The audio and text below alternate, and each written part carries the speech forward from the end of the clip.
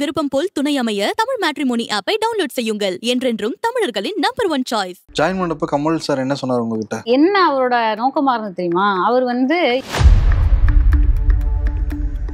50 பேர் 100 பேர் 200 பேரை என்னால சேர்க்க முடியும் அப்படிங்கிற ஒரு எதிர்பார்ப்பு கமல் சார்கிட்ட இருந்தது என் மேல.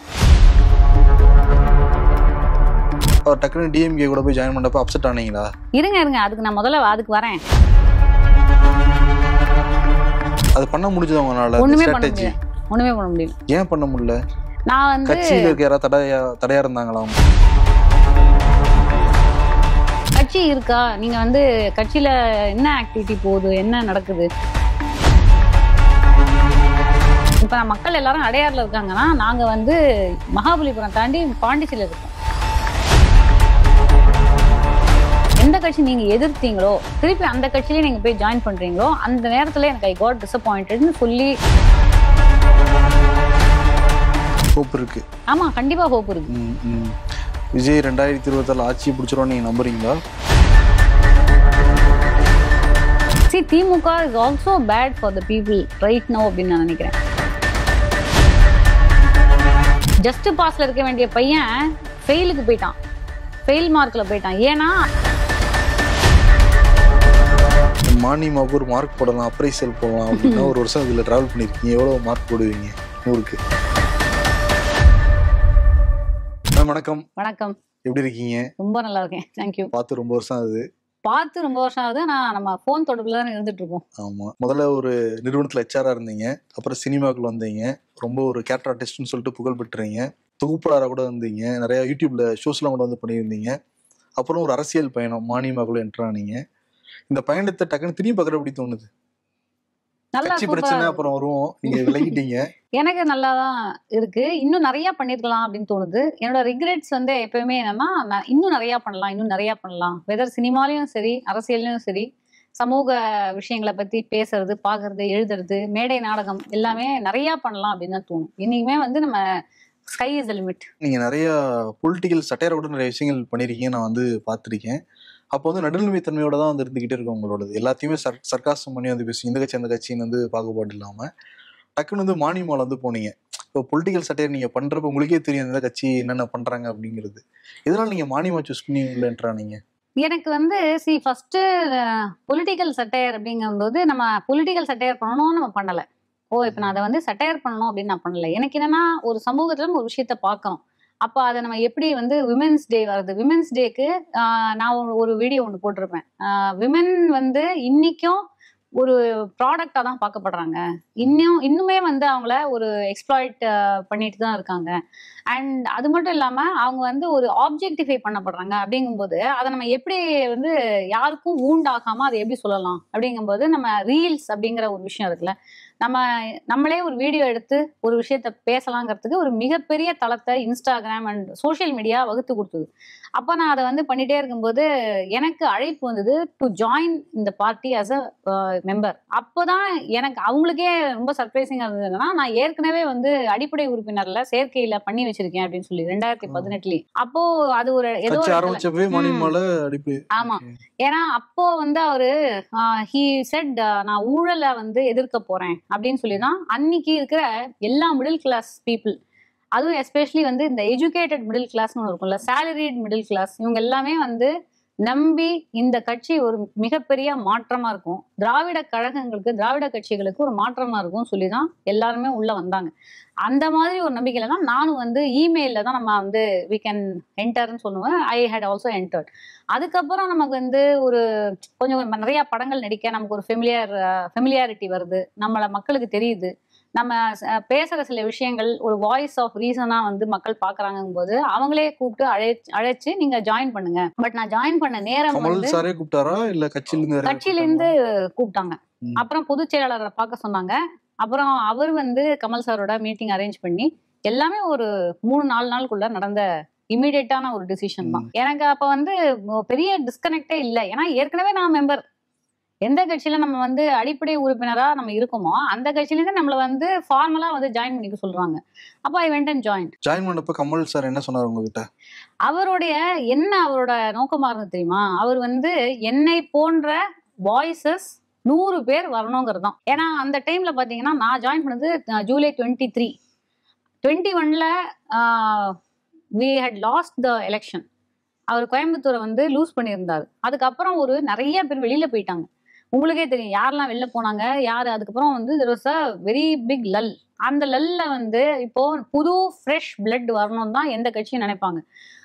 அந்த நேரத்துல அவங்க வேற மாதிரி கூட ட்ரை பண்ணியிருந்திருக்கலாம். அது வந்து பண்ணாங்களா, அதுக்கான முயற்சிகள் வந்து எடுக்கலங்கிறது ஒரு மன வருத்தம் இருக்கு. என்னன்னா இப்ப வந்து பயிற்சி பாசறைகள்னு வந்து இப்போ திமுகல வந்து நடத்துறாங்கல்ல, புது பிளட்டை உள்ள கொண்டு வரதுக்கு யங்ஸ்டர்ஸை டார்கெட் பண்ணி அவங்களுக்கு வந்து ஒரு கட்சியில இருக்கிறதுனா என்ன, எப்படி பேசணும், மேடைகள்ல வந்து என்னவா இருக்கணும், இந்த மாதிரியான continuous training, skill development should happen. அதாவது அரசியல் பழக்கிட்டே இருக்கணும். இப்ப நான் உள்ள வந்துட்டேங்கிறதுனால என்ன பார்த்து இன்ஃப்ளூயன்ஸ் ஆகி, suppose let's say I am able to bring film இண்டஸ்ட்ரியில இருந்தோ இல்ல பர்சனாலிட்டிஸ், நிறைய பர்சனாலிட்டி. நேத்து கூட ராஜ்மோகன் அவர்கள் என்னுடைய நல்ல நண்பர், அவர் வந்து கொள்கை பரப்பு செயலாளர் தவேகல ஜாயின் பண்ணியிருக்காரு.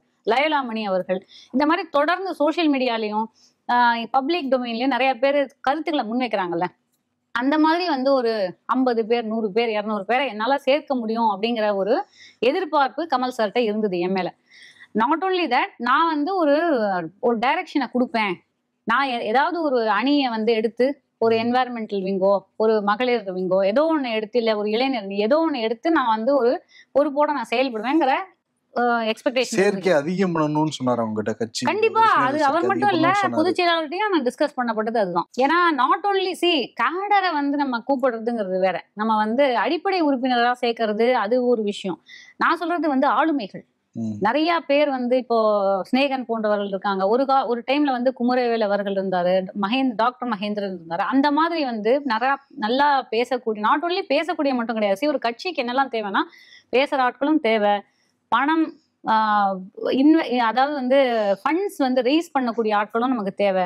ஸோ எல்லா வகையிலயும் நமக்கு வந்து ஆட்கள் தேவை. இதுக்கெல்லாம் வந்து we are able to attract more people to the party. அதுக்கு என்ன யூஎஸ்பி, என்ன மாதிரி பண்ண முடியுங்கிற அந்த ஸ்ட்ராட்டஜிஸ் எல்லாம் ஒர்க் அவுட் பண்றதுக்கான ஒரு எதிர்பார்ப்பு எம்எல்ஏ இருந்தது. அது பண்ண முடிஞ்சது அவங்களால? ஒண்ணுமே பண்ண முடியல. ஏன் பண்ண முடியல? நான் வந்து கட்சியில இருக்க யாராவது தடையா இருந்தாங்களா? நான் தான் தடையாகும். இதுக்கு 2 காரணம். ஒண்ணு என்னுடைய மெத்தன போக்கு, இன்னொன்னு பயங்கரமா சில ஆக்டிவிட்டிஸ் நடக்குதுன்னு வச்சுக்கலாம். நம்மளும் போட்டி போட்டு சில விஷயங்கள் பண்ணுவோம். இப்ப நான் நிறைய பேரை அப்ரோச் பண்ணியிருக்கேன்.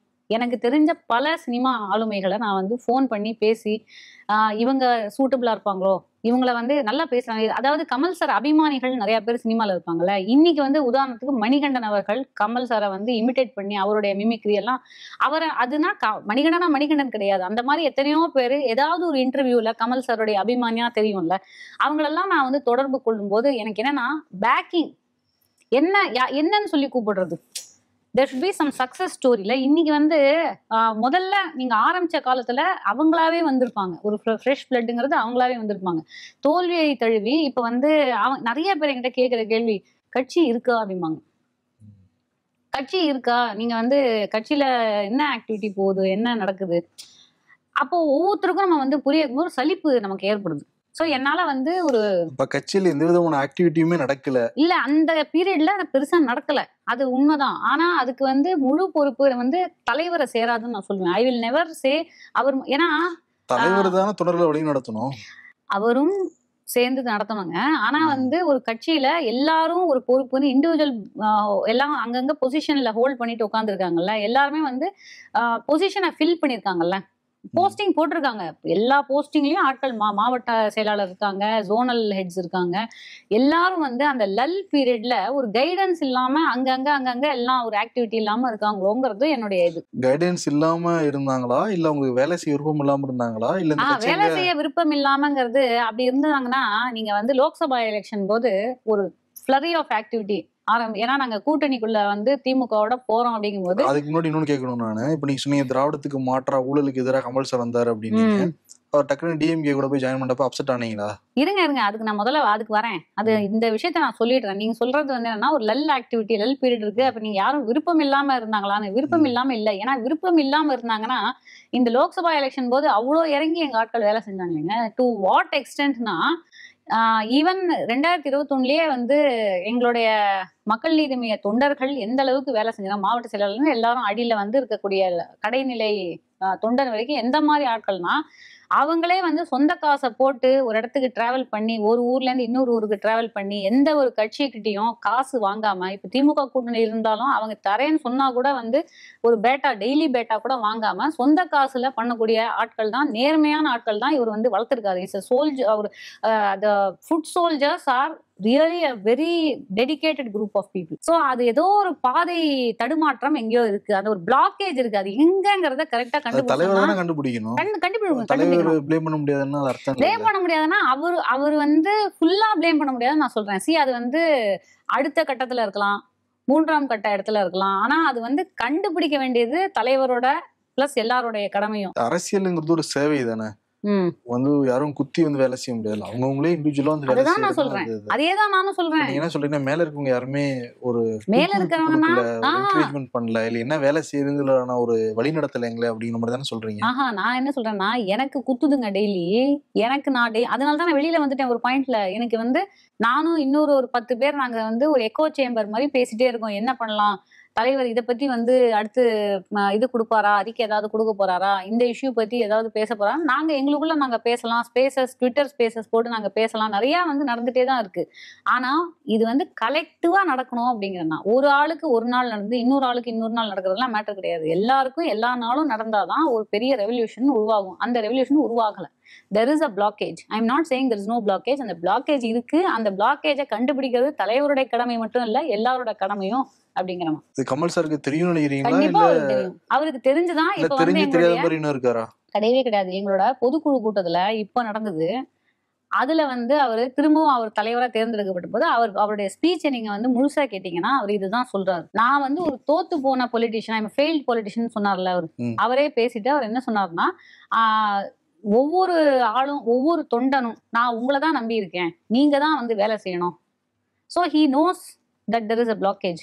ஆனா அவரு முழு வீச்சா இறங்கி he should find out and he should spend lot of time with the cadre. He should spend a lot of time with the party. கட்சி ஆஃபீஸ்லயும் சரி, வந்து களத்துலயும் சரி, மக்களையும் போய் பார்க்கறதா இருந்தாலும் ஐ வுட் ஈவன் சஜஸ்ட், இப்போ பாரத் ஜோடோ யாத்திரா எப்படி வந்து ராகுல் காந்தி இல்ல அண்ணாமலை அவர்கள் வந்து பாத யாத்திரை போய் மக்களை சந்திச்சாரோ, எல்லா தொகுதிக்கும் போய் அந்த மாதிரி வந்து if Kamal sir is able to create ஒரு wave, nothing like it. Kamal sir தான் சொல்லியிருக்காரு ஃபெயில்டு பொலிட்டிஷியன் அப்படின்னா. ஒரு வந்து மல்டி டாஸ்கிங் பண்றதுனால தான் கட்சியில முறையாக கவனம் செலுத்த முடியலன்னு நினைக்கிறீங்களா? ஏன்னா சினிமாலையும் நடிச்சுட்டு தான் வந்து தொடர்ந்து இருக்காரு. தக் லைஃப் போன்ற படங்கள், அடுத்து ஸ்கிரிப்ட் கூட எழுதியிருந்தேன்னு கூட சொன்னாரு அமெரிக்கால இருந்து வந்தப்ப. இதை பத்தி என்ன நினைக்கிறீங்க? முழு நேர அரசியல்வாதியா இருந்திருந்தாருன்னா கண்டுபிடிச்சிருக்கீங்க. இல்ல, அவரோட பாயிண்ட் ஏன் வந்து அவர் முழு நேர அரசியல்வாதி இல்லங்கிறதுக்கு அவர் சொன்ன விளக்கத்தோட நானும் வந்து ஆமோதிக்கிறேன். ஏன்னா பெரிய தலைவர்களே, இப்ப நான் யூஸ் பண்ணிருக்க அந்த கெரியர் பொலிட்டிஷியன் அப்படிங்கிற அந்த வார்த்தை இருக்குல்ல, நீங்க ஒரு உண்மையாவே நம்ம ஒர்க் பண்ணோம் அப்படின்னு வச்சுக்கோங்களேன், ஒரு நாளைக்கு வந்து 6 மணி நேரம் இல்ல 5 மணி நேரம் நம்ம இந்த விஷயத்துக்கு கொடுத்தா கூட போறோம். இப்ப நீங்க கட்சி ஆபீஸுக்கு வந்து நீங்க தொண்டர்களை சந்திக்கிறீங்க, இல்ல ஒரு பாரத் ஜோடோ யாத்திரா போறீங்க, இல்லைன்னா வந்து சம்திங் லைக் ஒரு பாத யாத்திரை மாதிரி போறீங்கன்னா நீங்க 24 hours அதுலயே இருக்க போறது கிடையாது. You will still have time to do other things. So I am saying multi டாஸ்கிங்கும் பண்ண முடியும். அதுல மல்டி டாஸ்கிங்ல one of the task should be party work ஆல்சோன்னு சொல்றேன். மல்டி டாஸ்கிங் பண்றதுனால முழுசா வந்து இதை பண்ணவே முடியல அப்படின்னு நான் சொல்லவே மாட்டேன். ஏன்னா அவர் வந்து ஒரு டைம் மேனேஜ்மெண்ட்ல வந்து நம்ம அவருக்கு சொல்லி தர வேண்டிய அவசியம் கிடையாது. அவர் எத்தனையோ ஹேட்ஸ் அவர் டான் பண்ணியிருக்காரு. ஒரு டைம்ல வந்து பாத்தீங்கன்னா ஷூட்ல இருப்பாரு, டைரக்ட் பண்ணுவாரு, நடிப்பாரு, தசாவதானின்னு அவர் சாதாரண. அவருக்கு போய் நம்ம எப்படிங்க மல்டி டாஸ்கிங் பத்தி நம்ம சொல்லி தர முடியும்? இது வந்து 10ஓட 11 பண்ணா கூட இதை வந்து பிரமாதமா அவர் பண்ணலாங்கிறது தான் என்னுடைய பாயிண்ட். உங்களுக்கு வந்து இப்படி ஒரு பிளாக்கேஜ் இருக்கு அப்படிங்கறத நீங்க கமல் சார்ட்ட சொல்ல முடிஞ்சதா? அதுக்கான வாய்ப்பு இருந்ததா? இல்ல. நீங்க சொல்ல முயற்சி பண்ணீங்களா இல்ல பண்ணவே இல்ல? இல்ல, நான் சொல்ல முயற்சி பண்ணல. சொல்ல முயற்சி பண்றதுன்னா இது சொல்ற முயற்சி கிடையாது. என்னன்னா வந்து இது எங்க நம்ம சொல்ல முடியும்னா, நம்ம வந்து ஒரு நிர்வாக குழுலையோ இல்லைன்னா வந்து ஒரு செயற்குழுலையோ ஏதாவது ஒரு இடத்துல சொல்றதுக்கான ஒரு இடம் நமக்கு இருக்குல்ல, அந்த இடம் எனக்கு கிடைக்காதனால நான் சொல்லல. இட்ஸ் நாட் லைக் வந்து நான் என்னமோ வந்து எப்படி முயற்சினா எப்படி லைக் நம்ம வந்து ஒரு அப்பாயின்மெண்ட்டை ஃபிக்ஸ் பண்ணி ப்ராப்ளம்ஸ் சொல்றதா இருந்தா என்ன ஆகும்னா நம்ம ஒரு கம்ப்ளைண்ட் ரைஸ் பண்ற மாதிரியான ஒரு பர்சன் ஆயிடுவோம். எனக்கு அதுல வந்து உடன்பாடு கிடையாது. நீங்க வரதுக்கு அப்புறம் கமல் சார் கூப்பிட்டு உங்கள்ட்ட பேசினாரா? அவர் பேசல. ஆனா வந்து கட்சியில இருந்து பேசினாங்க. என்ன சொன்னாங்க? வாங்க தொடர்ந்து பேசுவோம் அப்படிங்கிற மாதிரி சொல்லியிருக்காங்க. திரும்பி போய் பேச போறீங்களா? அவங்கள்ட்ட நான் கண்டிப்பா ஏங்க பேச மாட்டேன். எல்லாம் வந்து நட்பு பழகிற ஆட்கள் தானே. யாருமே இங்க யாருக்கும் விரோதி எல்லாம் கிடையாது. என்னைக்கு வந்து எனக்கு தெரிஞ்சு சாம்கோ ஹோட்டல் பக்கத்துல இருக்கக்கூடிய அந்த பில்டிங் வந்து open for any person to go and talk. அந்த மாதிரி ஒரு ரெஸ்ட்ரிக்ஷன்லாம் நான் வந்து I didn't burn my bridges. நான் வந்து ஒரு கண்ணியமா நான் வெளியில வந்திருக்கேன்.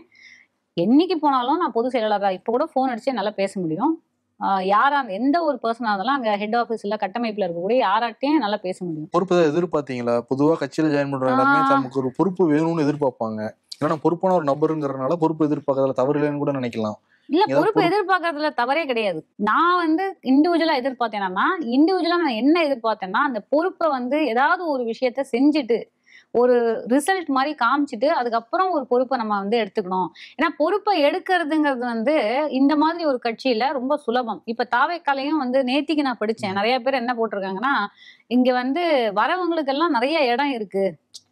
நீங்க வந்து ஈவன் ஃபேன் கிளப்ல இருந்து வரீங்க, இல்லைன்னா இந்த விஜய் மக்கள் இயக்கம்னு இருக்கேன் அதுல இருந்து வராங்க, இல்லைன்னா இந்த சமூக வலைத்தளத்துல ஆக்டிவா இருக்கிறவங்க, அப்புறம் சில ஆளுமைகள் மாதவ அர்ஜுனா மாதிரியான ஆட்கள் எல்லாருமே வந்து என்னன்னா இட்ஸ் அ ஃப்ளூயிட். இதுல இப்பதானே ஃபிளெட்ஜிலிங் கட்சி, அப்போ ஃப்ளூயிடா இருக்கு, எல்லாமே செட் இன் ஸ்டோன் எதுவுமே கிடையாது. It's a fluid space. அந்த மாதிரிதான் மக்கள் நீதி மையம் இன்னுமே இருக்கு. ஸோ நம்ம வந்து நம்ம சரியா உழைச்சோம், நம்ம கரெக்டான ஒரு களப்பணி செஞ்சு நம்ம வந்து ஒரு விஷயத்துக்காக நம்ம கோல் நான் செட் பண்ணி, நான் வந்து இந்த லெட்ஸே நான் வந்து ஒரு மைனாரிட்டிஸ் விங் நான் எடுக்கிறேன், இல்லை நான் வந்து ஒரு மகளிர் அணி நான் எனக்கு வேணும் அப்படின்னா அதுக்கு தொடர்ந்து நான் வந்து பேசி என்ன வேலையை நான் செஞ்சிருந்தா வித்தின் ஒரு 6 months to 1 year நானே போய் எனக்கு நான் இதை எடுத்துக்கிறேங்க அப்படின்னா எஸ் ப்ளீஸ் கேரி ஆன் அப்படின்னா அதுக்கான ஒரு பதவியோ ஒரு இதே கொடுத்துருப்பாங்க. நான் ஃபுல்லா அந்த மாதிரி நானும் பண்ணலங்கிறது தான் நான் வந்து அந்த பதிவுலயே போட்டது. அதுதான். நீங்க வெச்சாரா இருந்திருக்கீங்களா? மானியமாவுக்கு ஒரு மார்க் போடலாம், அப்ரைசல் போடலாம் அப்படின்னா ஒரு வருஷம் இதுல டிராவல் பண்ணிருக்கீங்க, எவ்வளவு மார்க் போடுவீங்க? 100க்கு இல்ல, நீங்க வந்து எப்பயுமே அப்ரைஸ்ல உங்களுக்கே தெரியும் நிறைய ஒரு 5-6 கிரைட்டீரியன் இருக்கும். அந்த மாதிரி நீங்க கிரைட்டீரியன் கேளுங்க, நான் மார்க் போடுறேன். ஓவராலா சொல்லுங்க. ஓவராலா ஆவரேஜ் போடுங்க. ஆவரேஜ்னா என்ன மாதிரி என்னென்ன தலைவர் அவருடைய செயல்பாடு, கட்சியுடைய செயல்பாடு, கட்சி நிர்வாகிகளுடைய செயல்பாடு, இப்ப எங்கள்கிட்ட மக்கள்கிட்ட ஏற்படுத்தியிருக்க தாக்கம், இன்னைக்கு தேதிக்கு வந்த காலம்ல டுடே ஆஸ் ஆஃப் இருக்கிறதுக்கு ஓகே அப்ரைஸ்ல இப்பதானே போட முடியும். 39. ஏன்னா 40ங்கிறது பாஸ் மார்க்னு வச்சுக்கோங்களேன், 39ல தான் நாங்க இருக்கோம். ஈவன் ஒரு மார்க் நம்ம எக்ஸ்ட்ரா போட்டா கூட 40 வந்துட்டா பாஸ் ஆயிடலாம். ஆனா இப்ப 39ல இருக்கும். அதுதான் that is the biggest sorrow. உங்களை பொறுத்த வரைக்கும் நோ ஃபெயில்ங்கறது சென்ஸ் நீங்க சொல்ற அப்ரைஸ்ல நீங்க போட்ட மார்க், அப்ரைஸ்ல நான் கொடுக்கிற மார்க் வந்து 39. ஆனா 40ங்கிற அந்த ஒரு மார்க் நம்ம இப்போ சம்டைம்ஸ் டீச்சர்கிட்ட போய் டீச்சர் ஒரு மார்க் போட்டுருங்க நான் பாஸ் ஆயிடுவேன்னு சொல்லி கேட்போங்க. சில ஸ்கூல்ல 34 வந்து இது 35 இஸ் த பாஸ் மார்க்ல. 35 நான் படிக்கிறப்ப 35. நான் படிக்கும்போது சிபிஎஸ்இ ஸ்கூல்ல 40 வாஸ் த பாஸ். அதுக்கப்புறம்லாம் வந்து இந்த நம்ம போக 9th 8th எல்லாம் போகும்போது 16 வைப்பாங்க வேணும்னே இன்டர்னல்ஸ் எல்லாம், ஏன்னா நம்மள பூஸ்ட் அப் பண்றதுக்கு அதெல்லாம் பண்ணுவாங்க. பட் 40 நம்ம அப்ரைஸ்ல பொறுத்த வரைக்கும் 40ங்கிறது பாஸ் மார்க். நீங்க போட்ட mark 39. Yes, something it has to be pushed over the edge. உங்களை பொறுத்த வரைக்கும் மானியமா ஒரு மார்க்ல ஃபெயில் ஆகுது. ஏங்க அப்படி பார்த்தா நீங்க கூட தான் உங்களுடைய விமர்சன குழுல நிறைய 35ல இருந்து 39 நல்ல மார்க், அது அப்படி கூட எடுத்துக்கலாம். 42 43 தான் கொடுப்போம், 45 தான் கொடுப்போம். சரி, கமல்ஹாசனுக்கு எவ்வளவு கொடுப்பீங்க கட்சி தலைவரா? இல்ல நான் அது ஓவராலா தான் சொல்ல முடியும். ஓவராலா நான் வந்து 39 ஏன் சொல்றேன்னா it has to push forward. நீங்க வந்து இப்ப எங்க இருக்கும்னு நான் சொல்றேன், ஒரு பெரிய நெகட்டிவ் கானோடேஷனா ஆயிடுச்சு. அதை முறியடிக்கிறதே உங்களுக்கு 40க்கு வந்துரும். ஒரு பாசிட்டிவ் நரேட்டிவ் நம்ம செட் பண்ணணும். இப்ப நெகட்டிவ் நரேட்டிவ்ல இருக்கு. we have not been active, we are very distanced from Tamil people. ஏங்க ஒரு அரசியல் கட்சிங்கிறது யாருக்கு? மக்களுக்கு தானே. மக்கள் அங்க நிக்கிறாங்க, மக்கள்ல இருந்து நாங்க ரொம்ப தூரத்துல தள்ளி நிக்கிறோம், 100 அடிக்கு நிக்கிறோம். இப்ப மக்கள் எல்லாரும் அடையாறுல இருக்காங்கன்னா நாங்க வந்து மகாபலிபுரம் தாண்டி பாண்டிச்சேரியில இருக்கோம். அப்போ பக்கத்துல வரணும்ல, மக்கள் பக்கத்துல வரதான் அந்த மார்க் வந்து கூடும். கூட்டணியில ஜாயின் பண்ணதுக்கு அப்புறம் அந்த கமல் சார் அந்த மானியம் மேல இருக்கிற ஒரு அதுக்கு முன்னாடில இருந்தே வந்து அப்படிதான் இருந்தது. நான் ஜாயின் பண்ண டைம்லயே அப்படிதான் இருந்தது. நான் சொல்றேனே, இப்போ நாங்க 40ல இருந்தோம் நான் ஜாயின் பண்ண டைம்ல. கூட்டணி வந்தோடனே 39 போயிட்டோம். அதான் கேக்குறேன், கூட்டணி வந்தோடனே ஒரு மார்க் தான் குறைஞ்சது, 1 மார்க் தான் குறைஞ்சது. ஆனா ஏற்கனவே 60 மார்க் குறைஞ்சது ஈவன் பிஃபோர் தட். இந்த 1 மார்க் அந்த புஷ் பண்ணி அந்த ஜஸ்ட் பாஸ்ல இருக்க வேண்டிய பையன் ஃபெயிலுக்கு போயிட்டான், ஃபெயில் மார்க்ல போயிட்டான். ஏன்னா அது வந்து அது கூட்டணி வச்சதுக்கு அப்புறம். ஏன்னா எல்லாருக்கும் பெரிய டிசப்பாயின்மெண்ட். நான் ஓட்டு போட்டேங்க, அதுவும் இந்த எஸ்பெஷலி இந்த 25 to 45 இருக்கக்கூடிய ஆட்கள்லாம் வந்தாங்கல்ல, ரொம்ப நம்பி வந்தாங்கல்ல, வந்து நான் வந்து ஓட்டு போட்டேன், மக்கள் நீதி மையத்துக்கு நான் ஓட்டு போட்டேன். ஆனா நீங்க வந்து எப்போ ஒரு மாற்றம் ஊழலை நான் எதிர்க்கிறேன்னு சொல்லி அந்த கட்சியோட நீங்க திரும்பி போய் எந்த கட்சி நீங்க எதிர்த்தீங்களோ திருப்பி அந்த கட்சியிலேயே நீங்க போய் ஜாயின் பண்றீங்களோ அந்த நேரத்துல எனக்கு ஐ காட் டிசப்பாயிண்டட்னு சொல்லி பண்றவன் எங்களை பின்னாடி புஷ் பண்ணிட்டான். அது அவனுடைய நியாயமான டிசப்பாயின்மெண்ட். உங்களுக்கு டிசப்பாயின்ட் இருந்ததா? நீங்க எனக்கு சொன்னீங்க இருந்தது. நான் வந்து ஐ ஹேட் கட்சிகளுக்கு ஆல்சோ மாற்றாதான் பார்த்தேன், ஊழல் ஒழிப்பாருன்னு நான் பார்த்தேன் நீங்க சொன்னீங்க. டிஎம்கே கூட்டணி ஜாயின் பண்ணோடனே உங்களுக்கு நீங்க அப்செட் ஆனீங்களா? நான் தான் சமூக வலைத்தளத்துல அதை பதிவு பண்ணியிருந்தேன். என்னுடைய ஒரு விமர்சனமா அதை நான் வச்சிருந்தேன். அந்த விமர்சனம் வந்து என் சைடுல இருந்து அது நியாயம்.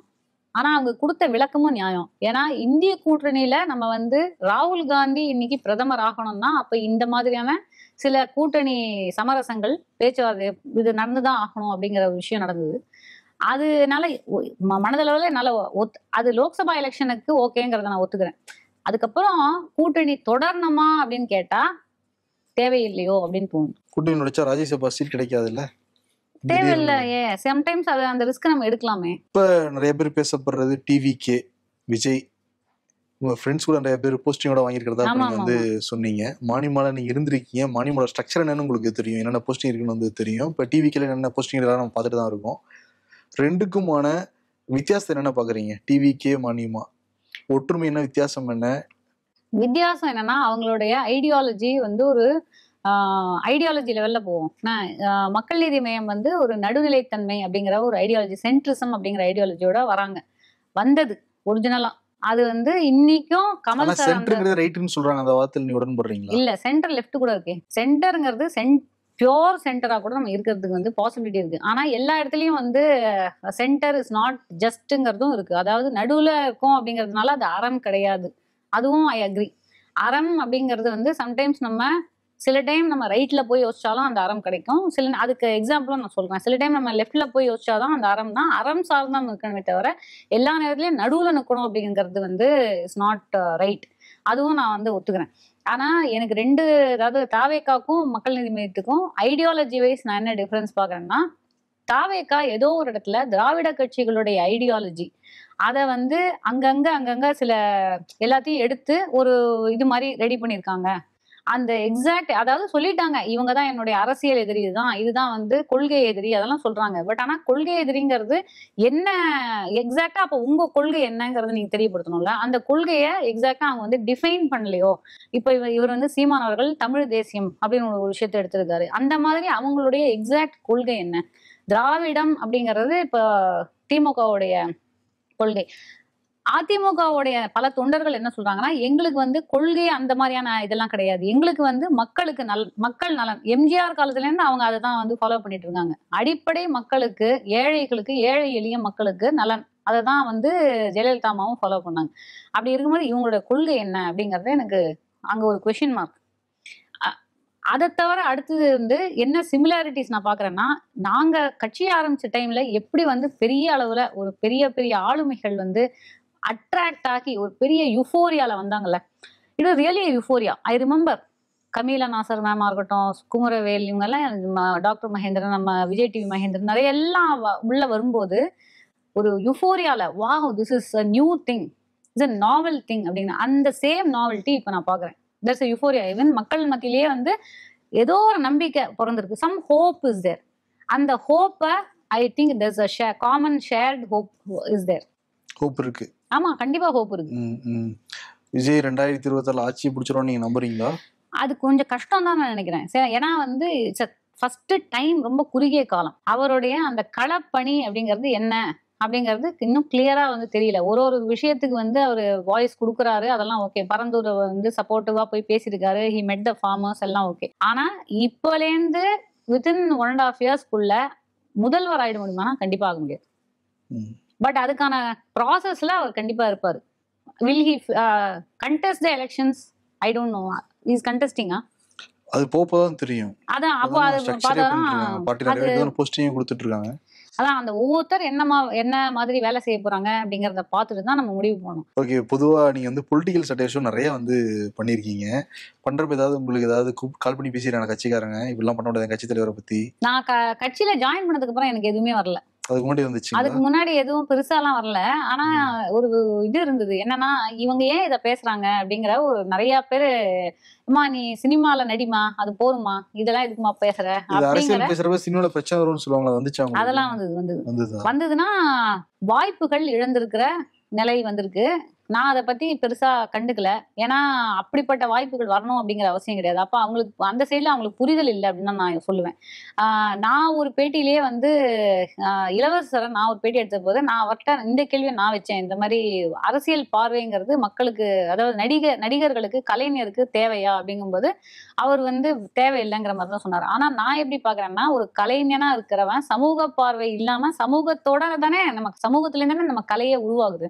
அப்ப வந்து சமூக பார்வை இல்லாம சமூகம் தான் ரெகக்னிஷன் கொடுக்குது வேற, சமூகத்தோட ரிஃப்ளெக்ஷனா தான் நம்மளுடைய ஆர்ட் என்னைக்குமே இருக்கு. Whether it's films or theatre, எதுவா இருந்தாலும் இலக்கியம், எதுவா இருந்தாலுமே. அப்போ நீங்க சமூக பார்வை இல்லாம நீங்க எதையுமே ஒரு கலையை நீங்க படைக்க முடியாது. அப்போ I feel it is necessary. And people இந்த எதுவுமே தான் வரும், இந்த மாதிரி எதுக்குமா உனக்கு இந்த தேவை இதெல்லாம். ஆனா கட்சியில ஜாயின் பண்ணதுக்கு அப்புறம் ஐ திங்க் அது ஒரு எனக்கு பெரிய அட்வான்டேஜ். எனக்கு வந்து சரி, this person is serious, that she doesn't சும்மா வந்து அது ஒரு இதுவா மட்டும் இல்லாம, அது ஒரு அட்டென்ஷன் சீக்கிங்காக மட்டும் இல்லாம, இது actually she wants to do some things. மக்கள் பிரச்சனைகளை வந்து பேசுற ஒரு இடத்துல இந்த வரணும்னு இவங்க எதிர்பார்க்கறாங்க அப்படிங்கிற அந்த ஒரு எதிர்பார்ப்பு வந்திருக்கு. நீங்க தொடர்ந்து அரசியல் பார்த்துட்டே இருக்கிறதுனால எந்த கட்சி ரொம்ப மோசமான கட்சி நினைக்கிறீங்க பார்வையில? மோசம்னா என்ன? வாட் இஸ் மோசம்? மக்களை பிளவுபடுத்துறதா இருக்கலாம், இல்ல ஊழலா இருக்கலாம். ஒவ்வொருத்தருக்கும் ஒரு பாயிண்ட் தோணும்ல, எனக்கு இந்த விதத்துல வச்சு இவங்க எனக்கு பிடிக்காம இருக்கும். அந்த மாதிரி உங்களுக்கு எதை வச்சு? மோசம்லாம் சொல்ல முடியாது, அது வந்து ரொம்ப ஸ்ட்ராங்கான வேர்டு நான் நினைக்கிறேன். அந்த மாதிரி மோசம்னா எனக்கு பிடிக்கல, அரசியலே அப்படி பார்த்தா மோசம் தானேங்க. நம்ம வந்து நம்ம அப்படி பார்த்தா இன்னைக்கு எல்லாரும் என்ன சொல்றாங்க, நம்ம we should not even be a democracy அப்படிங்கிறான். இந்தியா வந்து ஜனநாயகமா இருந்ததுனாலதான் இவ்வளவு பிரச்சனைகள். முதலே நம்ம வந்து ஒரு இதுவா சிங்கப்பூர் மாதிரி ஒரு அத்தாரிட்டேரியன் ரெஜிம் இருந்திருக்கலாம், பெனவலண்ட் அத்தாரிட்டேரியன் ரெஜிம் மாதிரி இருந்திருக்கலாம் அப்படிங்கிறாங்க. இல்லைன்னா ஒரு கம்யூனிஸ்ட் ரெஜிமா இருந்திருக்கலாம். எல்லாம் அந்த மாதிரி நிறைய எல்லாம் வரும். ஆனா வந்து மோசம் அப்படிங்கிறது what is good for the people, what is bad for the people. I feel அப்படி பார்த்தோம்னா கடந்த 11 வருஷம் இப்போ மோடி அவர்கள் வந்து 10-11 வருஷமா இருக்காரு. somewhere I feel that அந்த RSS Hindutva background of BJP நிறைய இந்தியா வந்து not at the top level கூட விட்டுருங்க, மனிதனுக்கு மனிதன் சக மனிதனோட இருக்கிறதுலே ஒரு பெரிய அச்சுறுத்தல், பெரிய ஒரு அச்சம் மக்களுக்கு மத்தியில வந்து பெரிய டிஸ்கண்டென்ட், டிவைசிவ்னஸ் கொண்டு வந்துருச்சு. மக்கள் வந்து பிரிஞ்சு பிரிஞ்சு பிரிஞ்சு பிரிஞ்சு என்னலாவாமோ பிரிஞ்சிருக்காங்க. இன்னைக்கு தமிழ்நாட்டுல வந்து ஜாதி பேரை வந்து பேருக்கு பின்னாடி போடாம இருந்தது was cool at one point. நம்மெல்லாம் வந்து நான்லாம் வளர்ந்து வரும்போது ஜாதி கேட்கறதெல்லாம் வந்து ஒரு ரொம்ப மட்டமான ஆள் தான் அதெல்லாம் கேட்பாங்க. இன்னைக்கு அதை வந்து ப்ரௌடா, அதே மாதிரி இஸ்லாமோபோபியாவை ஓப்பனா பண்றது, ஓப்பனா இஸ்லாமோபோபியா வந்து காமிக்கிறதுங்கிறதெல்லாம் இதுக்கு இந்த RSS ஹிந்துத்துவ ஐடியாலஜி வந்து டைரக்டா உள்ள சீப்பின் ஆனதுனால தான் நான் நினைக்கிறேன். அவங்க தான் 3வது ஆட்சியை பிடிச்சி பட்ஜெட் நீங்க வந்து தக்கல் வந்து பண்ணியிருக்காங்க. ஆமா. ஓகே, மத்திய அரசை பத்தி சொன்னீங்க, அங்க ஆள்ற பாஜக பத்தி. தமிழ்நாடு அரசு எப்படி பாக்குறீங்க, திமுகவை? DMK is also bad for the people right no அப்படின்னு நான் நினைக்கிறேன். இங்க வந்து என்ன ஆயிடுச்சுன்னா, திமுக மட்டும் கிடையாதுங்க, திமுக அதிமுக ரெண்டு பேரையும் தான் நான் சொல்லுவேன். ஏன்னா கடந்த ஒரு 50-60 வருஷமா இவங்க தான் மாத்தி மாத்தி இவங்க தானே ஆண்டிருக்காங்க. எந்த அளவுக்கு not to the point where every individual has become corrupt. கமிஷன்ல தான் இன்னைக்கு நாடே ஓடுது. தமிழ்நாடே வந்து கமிஷன்ல தான் ஓடுது. எதுவுமே கரெக்டா ஒரு கான்ட்ராக்டர். சமீபத்துல நான் வந்து எங்க ஏரியால ஒரு ஹவுசிங்கோட கட்டிட்டு இருக்காங்க. நான் போய் அந்த என்ஜினியரை பிடிச்சி, அவர் என்ஜினியர் பாத்தீங்கன்னா தமிழாலே கிடையாது, அவர் நார்த் இந்தியன். நான் எனக்கு ஹிந்தி தெரிஞ்சாலும் அவர்கிட்ட நான் கேட்கிறேன், பையா எவ்வளவு நேரம் ஆகும்னு. அவர் சொல்றாரு எனக்கு ஹிந்தியில, கிட்னே தின் 5 साल 6 साल கவர்மெண்ட் இருக்கிற வரைக்கும் அது நான் ஓடும் அப்படிங்கிறாரு. எல்லாத்துலயும் contracts, any contracts for that matter, எல்லாமே வந்து மேல ஒண்ணு கீழே ஒண்ணு. இப்ப நம்ம அந்த கனிம வள விஷயங்கள் நம்ம பாக்குறோம். ஸோ எல்லாத்துலயுமே கட்ஸ்ன்னு இருக்குல்ல, கமிஷன்ஸ், கட்ஸ். இது வந்து இதை டேக் ஆன் பண்றதுக்கு ஒரு இக்கோ சிஸ்டம் உருவாகவே இல்லை. அது வந்து இட்ஸ் வெரி பேட். என்னன்னா நம்ம நினைக்கிறோம் ஆளும் வர்க்கம் தான் இதை பண்றாங்க அப்படின்னு. கிடையாது. ஆளும் வர்க்கம்ங்கிறது கவர்மெண்ட். அதுக்கு அடுத்தது வந்து பாத்தீங்கன்னா உங்களுக்கு அந்த பாபுடம் அப்படின்னு சொல்லக்கூடிய அந்த பியூரோக்ராட்ஸ் இருக்காங்கல்ல, பியூரோக்ராட் லெவல்ல இருக்கு. நம்ம இன்னைக்கு வந்து ஒரு லேண்ட் வாங்க போனோம்னா எதனால இப்ப எல்லா ஊர்லயும் கைட்லைன் வேல்யூ தான் நம்ம வாங்குவோம். இனி கைட்லைன் வேல்யூக்கு மேலதான் நம்ம கொடுத்தாகணும். பிளஸ் கைட்லைன் வேல்யூ நம்ம செக்ல கொடுக்குறோம், அதுக்கு மேல இருக்கிற பணத்தை கேஷ்ல கொடுக்குறாங்க. இது ஓப்பனாவே நடக்குதுங்க. This is happening at the registrar levelல it is happening. Can you imagine that we have normalized this? இவ்வளவு தூரம் டைம் கொடுத்து நிறைய கேள்விகளுக்கு ரொம்ப புரியாத பதில் சொன்னதுக்கு ரொம்ப நன்றி. Thank you so much. Thank you. திருமணம் எனும் இணைய சங்கமம். உங்களுக்கு ஏற்ற ஒரு பார்ட்னரை தேர்வு செய்ய சரியான இடம் தமிழ் மேட்ரிமோனி ஆப். தமிழர்களின் நம்பர் 1 சாய்ஸ். இன்றே டவுன்லோட் செய்யுங்கள். விருப்பமான துணையை தேர்ந்தெடுங்கள்.